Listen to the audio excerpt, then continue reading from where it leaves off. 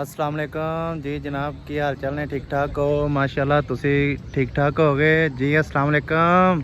वालेकुम अस्सलाम। बाबा जी की हाल चाल ने? करे अल्लाह दा ठीक, तुसी सुनाओ? ठीक ठाक राजी बाजी हो? हाँ जनाब। माशाल्लाह मजा आया बैरिया टाउन फिर के जी? उच्चाई पोड़ाई उच्चाई होई ऐसे। ओए वेख लो फिर हैं। ओए दो उच्चा खंबा। लो जी माशाल्लाह जी, बाबा जी हरे साढ़े कोल आए ने माशाल्लाह फैसलाबाद तो मिलन वास्ते जी।